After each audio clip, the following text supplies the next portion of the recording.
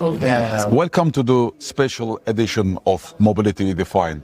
This morning we are recording this session from UITP Global Public Transport Summit taking place here in Hamburg. And I have a special guest, Andreas Ekström, together with us. Andreas is an author and digital futurist. This time we are not coming to you with an expert or a voice from the transport sector, but we will listen the perspective of someone, a digital futurist, about the future of our life, our cities, how we move, and different things that can have an impact on the future, the way that we will live in our cities. Andreas, welcome, and thanks for joining me this morning. Oh, thank you. Great pleasure to be here. Thank you, Andreas. Andreas, I mean, it was a great already morning that we had together with you, that you were talking at the Modaxo breakfast session that was being organized at the UITP Public Transport Summit. And I think that we are recording this as well just to share your opinion with the broader public transport community, mobility community. And you talk about organic intelligence, the irreplaceable power of human judgment. How can leaders in tech-heavy fields keep that human layer alive? Well, I think it's important to understand a few basic things about AI, because it's easy to get very impressed with what a large language model can do, and it can do very impressive things. Still, when it comes to employing a person, when it comes to interacting and making a social workplace function, building a team, identify key strengths and weaknesses among your staff members, none of that can be done today, even remotely, by an AI. So the training and the cultivation of a human being is still going to be such a majorly important thing for anybody who's in a leadership position. How do you create a team where it's okay to fail? How do you create a team where initiative is appreciated?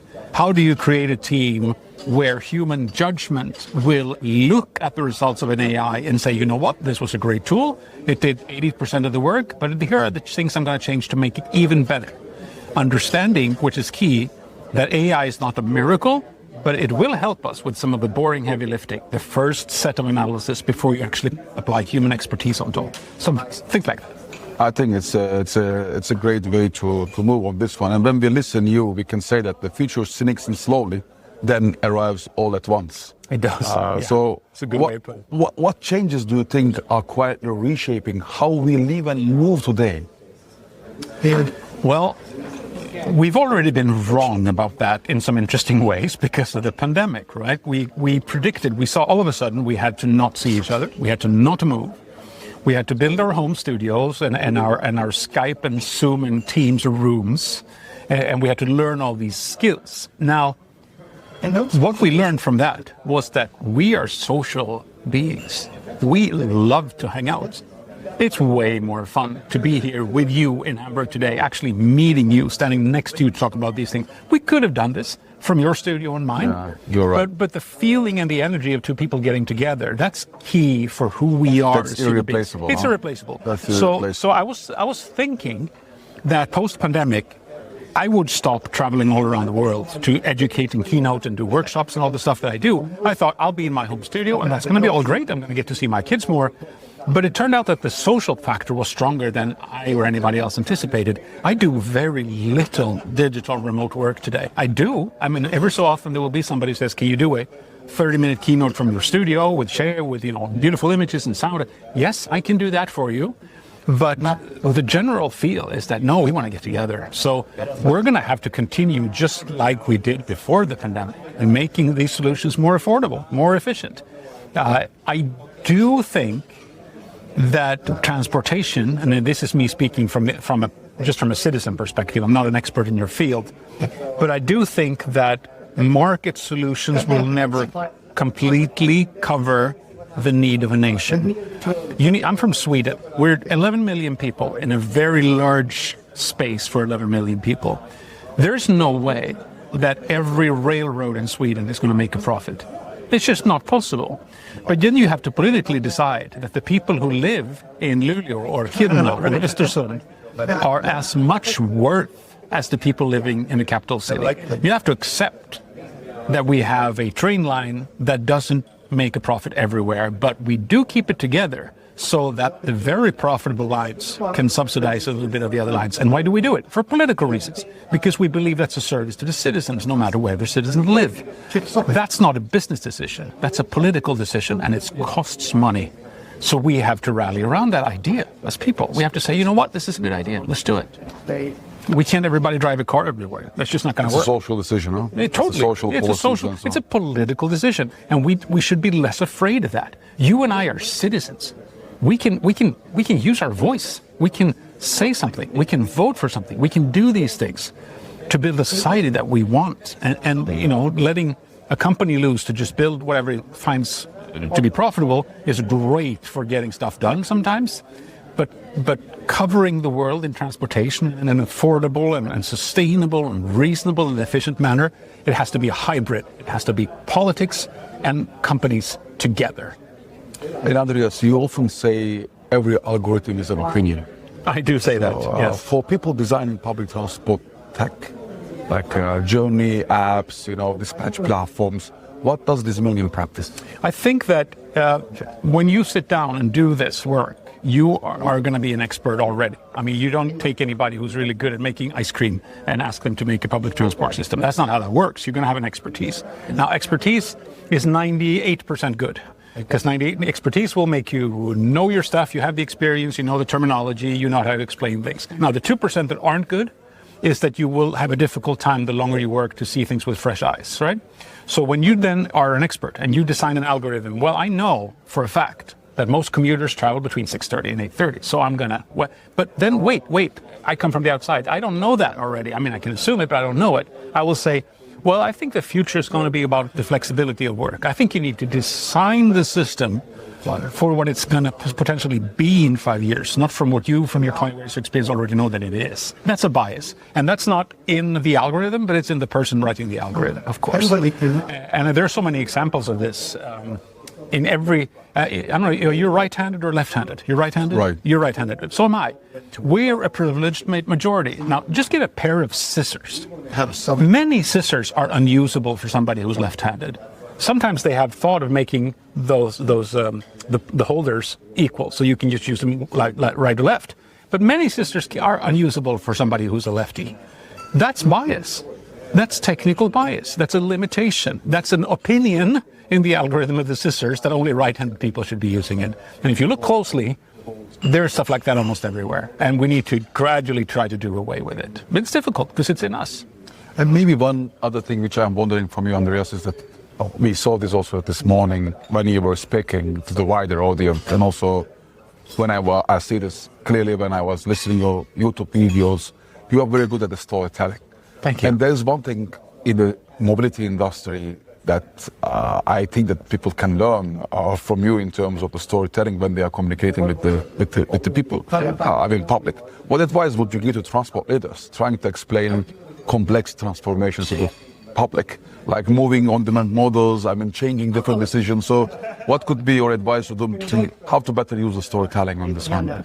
Well, there's in every marketing or whatever, there's an analytical process going on within the company. I'm from the newspaper industry originally. I used to be a full-time news reporter. We would use fictional characters in our mind. Who is a typical reader? Let's say it's a woman. She's 38. She's got 2 kids. And then what will she need? And we would try to go around that persona of a person. And then we would make a story for ourselves about this person. What might she need to be able to imagine what kind of journalism she would be using, and what will be, how could we be of service to her? That is a pretty good idea to do the analytical work for anybody. So I think the transport section should do that too. Go out there, work journalistically, and find your real travelers in the community where you are active. Go out there and recruit families, commuters, regular people to be on your social media channels. Allow them to be frustrated, have them make jokes, have them be real and humanistic to explain the reality of the end user.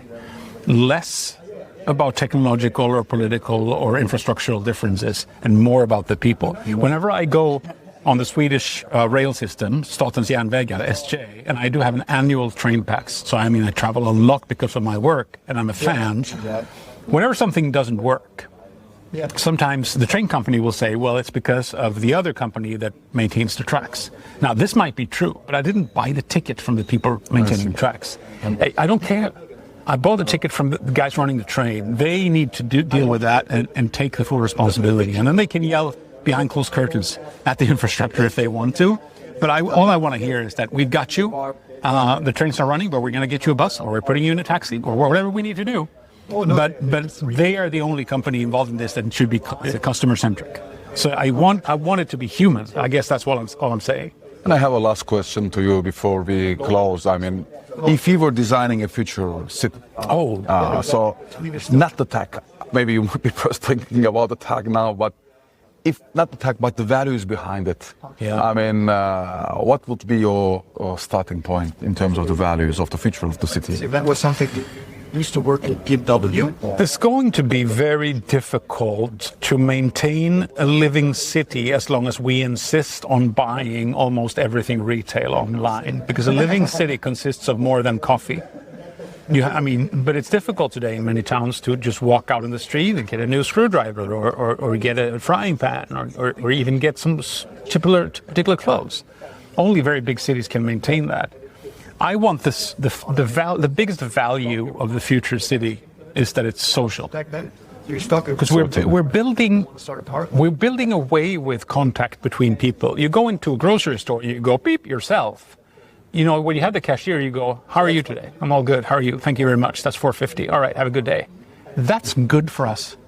That's good for human beings to have that. Not a lonely people, not a single person household. That's the human interaction. That's what public transport makes a lot as well. That's what exactly. There's 1.3 billion trips every day happening by public transport in the world. And that means 1.3 billion interactions like this. You are absolutely right. And also one more thing, make it illegal to use your freaking speaker on your phone. Don't take speakerphone calls. Don't listen to a clip on the bus.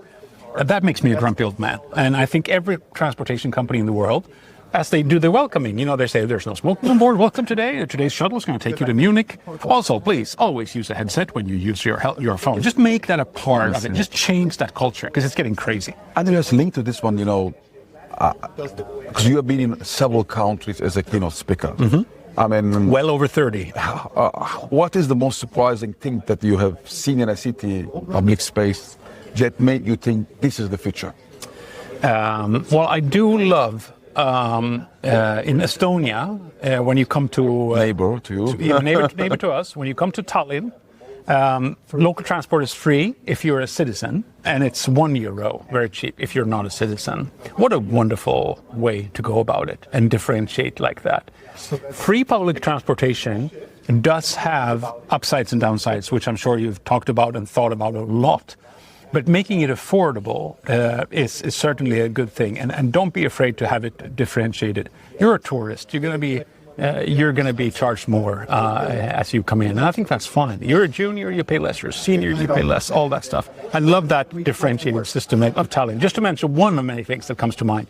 Thank you so much, Andreas, for joining me for this special edition of Mobility Redefined podcast. It was a pleasure hosting you. My pleasure. Is there anything else you would like to add before we go? Well, since we can't take questions from the audience today, how about I just mention this? I'm on LinkedIn, as most people, and if you feel that you heard something in our conversation that you'd like to comment on or correct me on or just ask a question, please reach out. It's a part of today's service. Shoot me a line on LinkedIn and I'll talk to you there. That's great. Please, our listeners, you can always reach to Andreas Ekstrom from the LinkedIn, and you can ask your questions to Andreas directly. Thank you so much for joining us for today at Mobility Redefined. Thank you. Thank you, Andreas.